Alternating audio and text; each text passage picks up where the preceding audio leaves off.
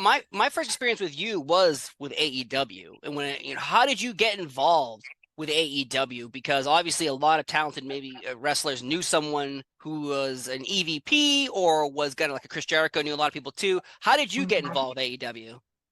So I got DM. So Brandy Rhodes DM'd me one night, and she was just like, "Hey, it's nice to meet you." She was like, "I would, are you like signed anywhere?" And at that time, I was still technically signed under Lucha Underground, and I was still in that contract. So, excuse me. So she was like, "Okay, well, are you allowed to do other dates, other companies?" And she was like, "Can you keep the May 25th open? Because we at that time we could do everything except for WWE." Um, and it was like, "Okay, well, can you leave this date open?" I'm like, "Sure." And I'm just thinking it's just gonna be an all-in too. Like I had no idea what it was gonna be like AEW, but once they announced AEW in January, because this she had DM me. This maybe like November of 2018, I want to say. And the press conference happened in January. And I think that was in Florida. I don't know what was the first press conference in. I remember Yeah, it was very nice out, so it must have been, yeah, yeah. I think in Florida, and then the second one was in Vegas, which I was at. So once I realized I was going to Vegas, that's when I was like, oh, it's not just one event. Like this is a whole company. This is a whole like revolutionary thing happening, and it was amazing to be a part of that. I'm so blessed. I'm so thankful for them. Yeah, 100%. And you brought up Lucha Underground. I've talked to a few people who work there, and the description I've been given by a lot of people were treated like kings at first. And then the contracts lock you up where you can't be on television for other organizations, and you're only filming seasons at a time. And the seasons were so far apart that in between it was hard for making money. What was your situation like? Because I've talked to a few other people, and they kind of were like blindsided by this. Were you explained that you were not going to be able to perform for other organizations on television while underneath a Lucha Underground contract? I believe so. I didn't. At that time, I was still, new to it because obviously, like at that time, Sunny Kiss I wasn't really known, to everyone yet. Mm-hmm. So I thought I was as just a great opportunity for me. Um, I I'm trying to think if I had a lawyer look that up. I had a lawyer look over it afterwards, which was a terrible thing. But not to get into the logistics of that. I was aware, while it was happening that I wasn't able to do WWE. It's just that you could do everything else. That's Really? So, about it. so you could work for, say, for example, I know you've been in Impact recently, but you could work for Impact while underneath the Lucha Underground contract? I think Brian wasn't Brian doing it. I don't remember, but yeah, I was aware that you were able to do almost everything else. Wow, yeah, because I've heard some horror stories from some people, and other people, they just were like, what are you gonna do? Um, Interesting, because with AEW obviously showing up, it brought a whole new environment to professional wrestling. But for so long, it was WWE, and you had Impact, you had other organizations here and there, but nobody to be like competition with the budget and the money that AEW had. While you were there, though, were there storylines that you were pitching and they didn't get picked up? But what were some of the storylines that you were trying to get on television? At Lucha Underground No, for AEW. For AEW.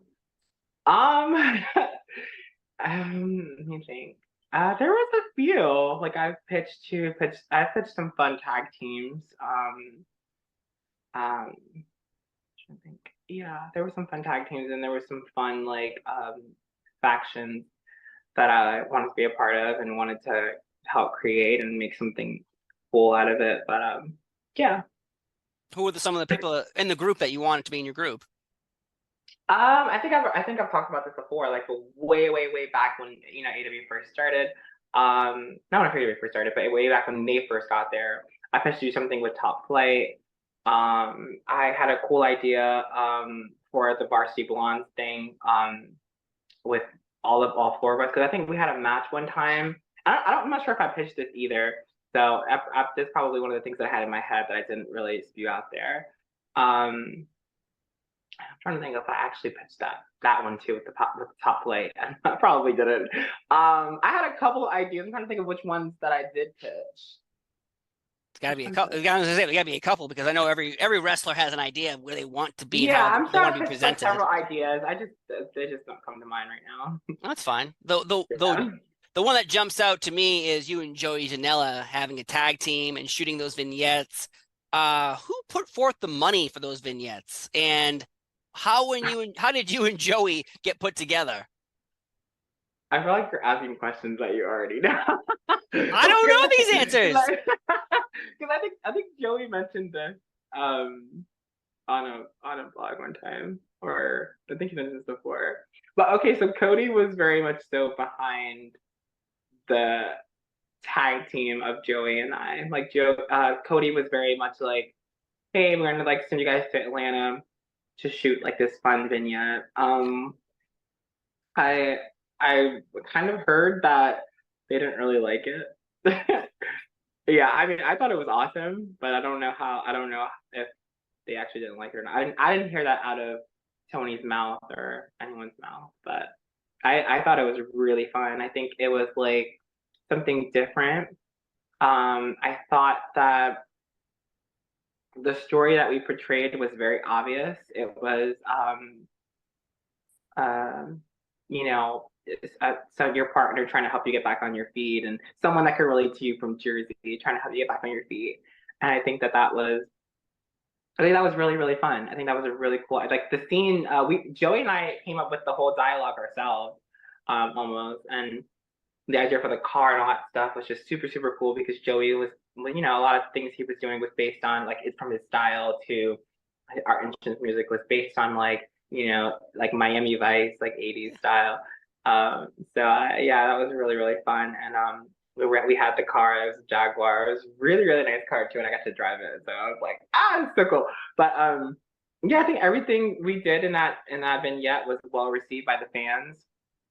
I don't know. Like I said, I don't know if someone just didn't like it, or I can't really say because like I said, I didn't hear it out of Tony's mouth that he didn't like it. But Yeah. yeah, No, I enjoyed them. I was just asking how it all came together. There's no mixing of the sauce over here. There's no controversial yeah, comments. It's more of like, how did this happen? Because I know we saw it on television and I loved them and they were well produced. And if you go on Twitter, you could see that there was reception was there for you and Joey together. yeah, yeah.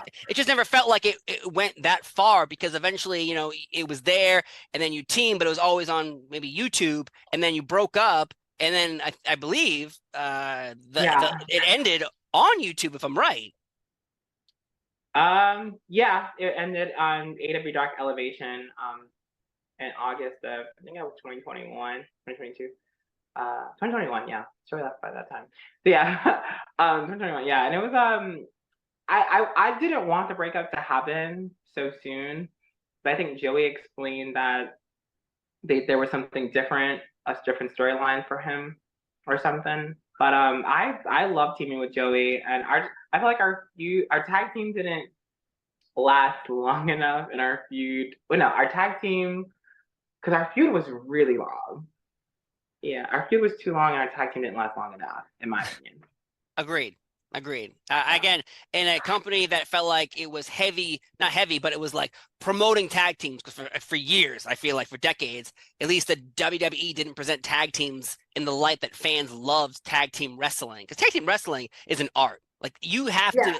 and it's four people in the ring and it's usually amazing matches, but yet singles Yeah. matches, it's like you have to like one or the other. Tag team, you could be like, well, I don't like one member of the tag team, but I like the other person. So it's a whole different art form. And the fact that it didn't last that long to me was like, wait a minute, this is like a promoting heavy tag team organization. Why wouldn't these two be on TV more often? TV, not YouTube, you know. And nothing against YouTube, and those Dark and Evolution were great, but Dynamite was where people were getting the ratings and tuning in and enjoying the product. But